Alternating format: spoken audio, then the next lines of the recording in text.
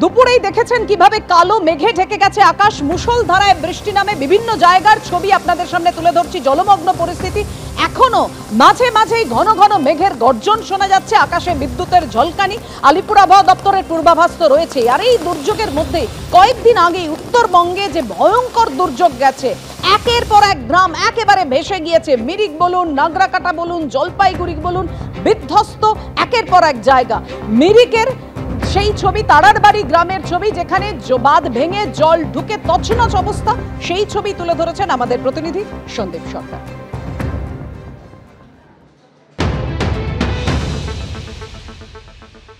বাঁধ ভেঙে হু হু করে জল ঢাকার স্রোত ভাসিয়ে নিয়েছে গোটা গ্রামকে। আর তারপর সেই জল নেমে যাওয়ার বাঁধের ওপরেই আশ্রয় নিয়েছেন সেই সমস্ত সব হারানো মানুষজন। এই মুহূর্তে আমরা দাঁড়িয়ে রয়েছি জলঢাকা নদীর যে বাঁধ রয়েছে, যে বাঁধের একাংশ ভেঙে ডুবে গিয়েছে সম্পূর্ণ তারারবাড়ি গ্রাম।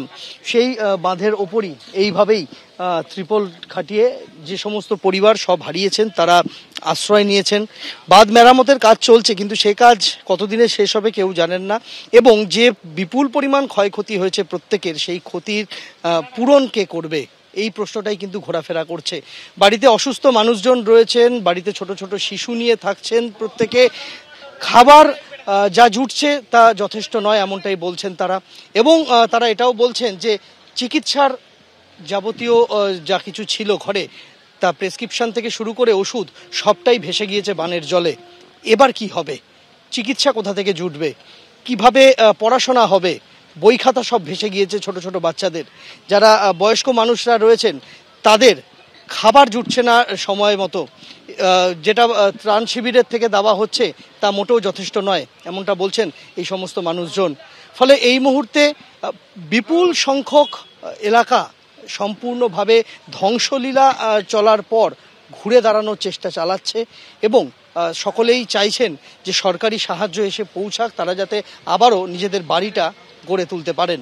জলের মধ্যে অনেকটা জলের মধ্যে আসলাম, আসা তো বানাতে থাকতে পারতেছি না, থাকতে বারে ঘুরি কোথায় উঁচা মাটি আছে সেখানে থাকবো, ওখানে তো থাকতে পারতেছি না। সরকার থেকে কি সাহায্য? ওই যে খেতে দিচ্ছে,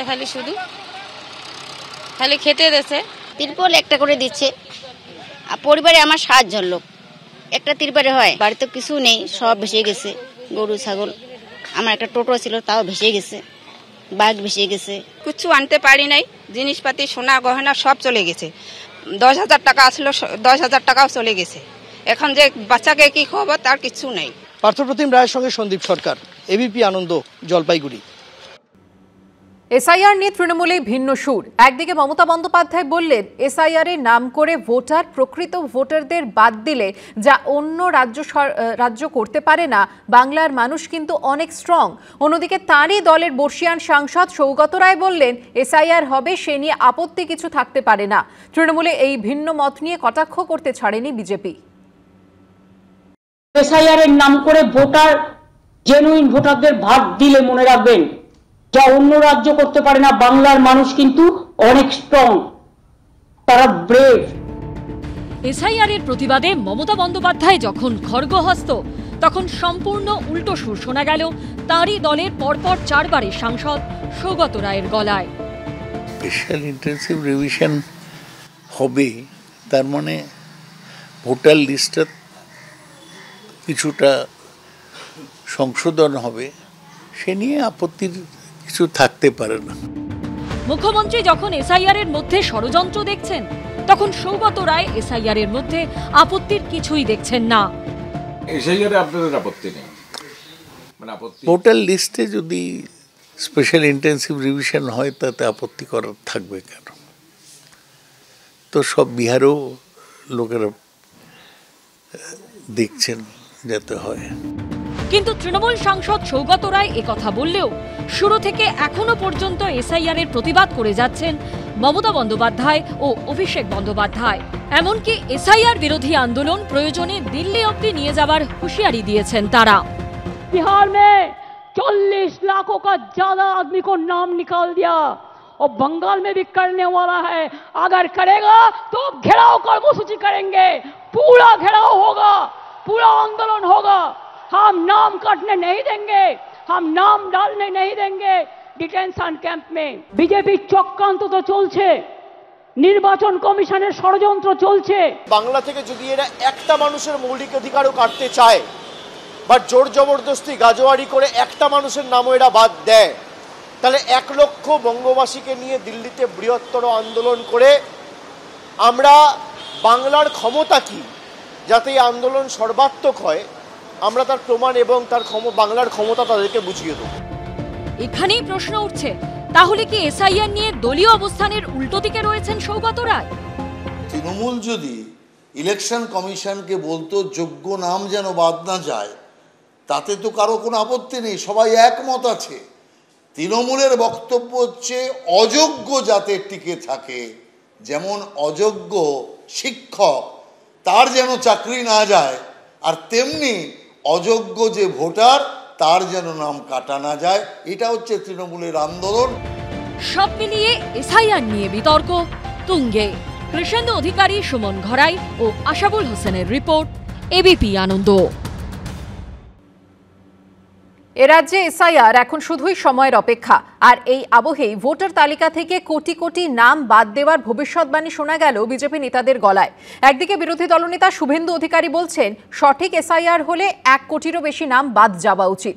অন্যদিকে তারই দলের কেন্দ্রীয় জাহাজ প্রতিমন্ত্রী শান্তনু ঠাকুরের দাবি এসআইআরে কমপক্ষে 1,20,00,000 অবৈধ ভোটারের নাম বাদ যাবে। পাল্টা আক্রমণ শানিয়েছেন মুখ্যমন্ত্রী। এসআইআরে কমপক্ষে 1 থেকে 1,20,00,000 মানুষ তারা কিন্তু বাদ যাবে। তার মানে কি পার্টি অফিসে বসে পরিকল্পনা তৈরি করছে আর ইলেকশন কমিশনকে দিয়ে স্ট্যাম্প মারবে? দুয়ারে কড়া নাড়ছে এসআইআর। আগামী সপ্তাহ থেকেই শুরু হয়ে যেতে পারে ভোটার তালিকা সংশোধনের বিশেষ প্রক্রিয়া। আর এসআইআরে কত নাম বাদ পড়তে পারে তা নিয়ে বিজেপি নেতারা ইতিমধ্যেই ভবিষ্যৎবাণী শুরু করেছেন। পূর্ব অভিজ্ঞতা বলে 2002 সালে যে লাস্ট এসআইআর হয়েছিল পশ্চিমবঙ্গে 26 লক্ষ নাম বাদ গেছিল। যে সঠিক এসআইআর হলে গত 10-12 বছরে বাংলাদেশের মুসলমান যেভাবে ঢুকেছে কাঁটাতারের মেড়া না থাকার ফলে, তাতে 1 কোটিরও বেশি নাম বাদ যাওয়া উচিত। এসআইআরে কমপক্ষে 1 থেকে